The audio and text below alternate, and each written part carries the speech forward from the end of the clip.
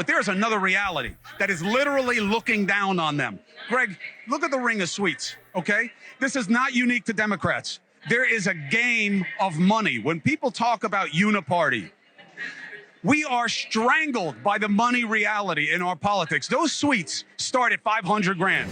Well, this is hilarious. So Chris Cuomo was live on News Nation yesterday from the floor of the DNC and went on a completely heated rant, tearing into the Democrats for their fake populism, right? This whole idea they've been talking about at the convention, how they're going to go after corporate power. They're going to stop the greedy rich people. Chris completely goes off on it. And as usual with Chris Cuomo, you always have to question his motives a little bit. Like, is he really saying this because he means it, or is he saying it because he is scorned over what happened to him and his brother? Nonetheless, many of the points he makes here are completely true, so we will react to that here today, folks. If you enjoy the content, be sure to hit that like button and subscribe if you are new. And without further ado, take a listen to Chris Cuomo's reaction to the DNC. A big theme here at the DNC is that they're going to go after corporate gouging, and they're going to go after corporations, whether it's in taxes, largesse,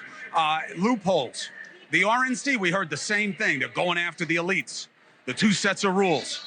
Let me reveal a reality to you that has to be spoken to here, okay? These are the soldiers.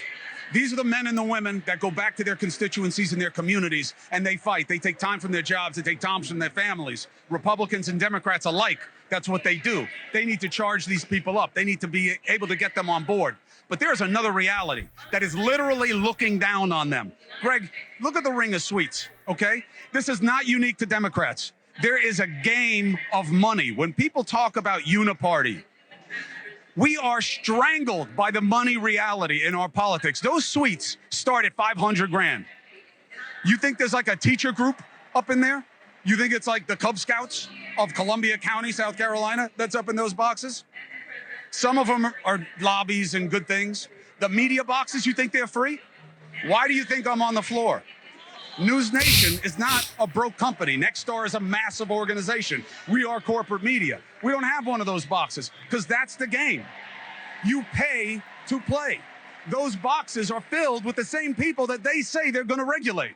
So again, the reason I say I always question Chris Cuomo's motives is he really pissed off about this, or is he pissed off that he didn't get a suite and he's stuck on the floor here with News Nation? I don't know, but regardless, okay, let's not question his motives. What he is saying right now at the current moment is absolutely true. For all this talk about the Democrats being about populism, we're going to go after the elites, we're going to go after the rich.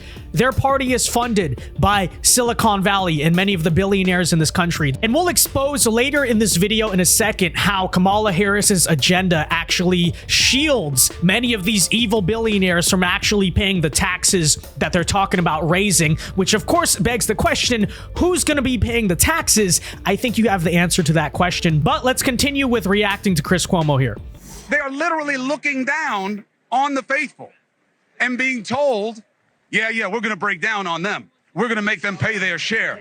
They paid 500, 700, $1 million, $1.5 million to have those seats. They get hotel suites that are probably gifted to the party. And the same thing is true with the Republican side.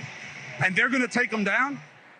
They're going to change how it is. They are looking down from on high at the people who make the difference in their communities. And that is the reality of politics. And I had my producer walk around and show you those suites. Now, they're not all the same. They're not all the same. But the reality is, in 2000, they spent $300 million on presidential campaigns. 24 years later, you know what they're expected to spend? $10 billion. Do you know how much money Harris has raised in the last couple of weeks? Hundreds of millions. And that's success. A lot of it's small donor, a lot of it isn't. The most dangerous money in politics is now legal money because of Citizens United.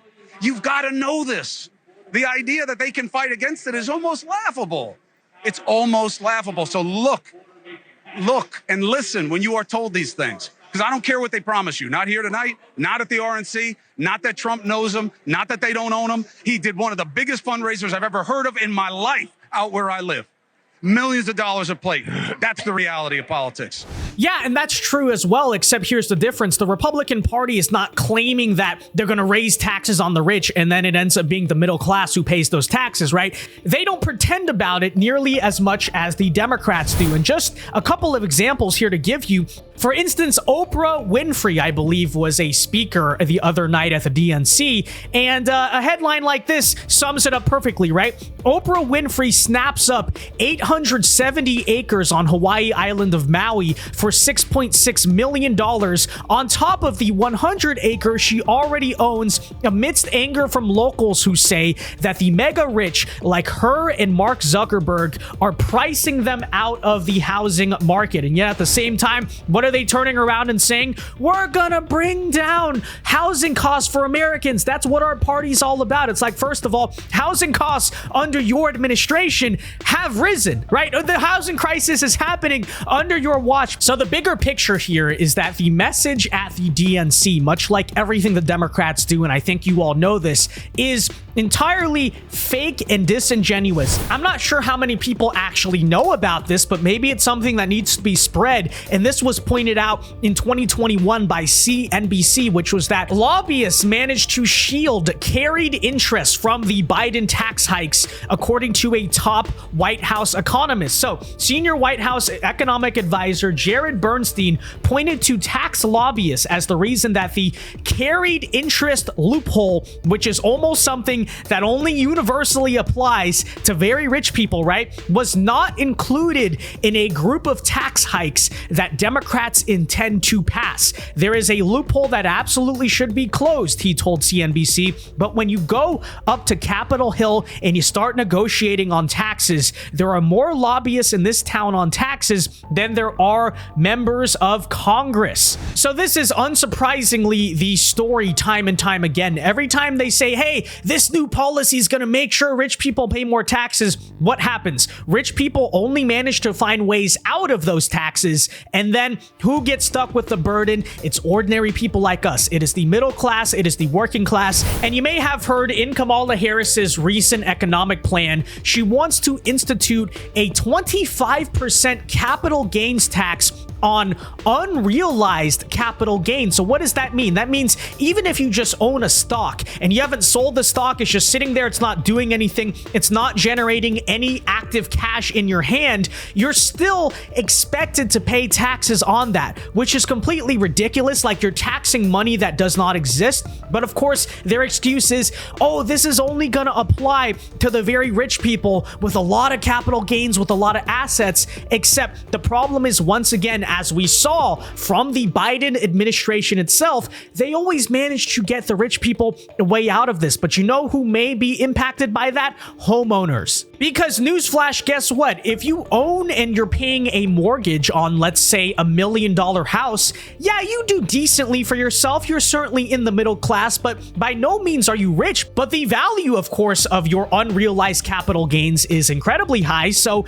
imagine that for a moment, right? Here's from Mike Cernovich. If you own a house, subtract what you paid for it from the Zillow estimate. Be prepared to pay 25% of that in a check to the IRS. That is your unrealized capital gains tax owed under the Kamala Harris proposal. So let's say years ago, you bought a house for $500,000. And according to the market, that home is now worth $1 million. So you made, according to Kamala Harris, right, $500,000 of unrealized capital gains. You have to pay 25% of that to the IRS. And yes, that is going to be the Kamala Harris economic plan. Meanwhile, as we will reiterate, as we saw before, who gets out of this? Who's guaranteed to have loopholes? The rich people, the billionaires like Reid Hoffman, because you already saw them do that before. So not only is this insane, but this is the exact Kamala Harris economic plan, as Chris Cuomo pointed out, which is, we're going to pretend to go after the rich.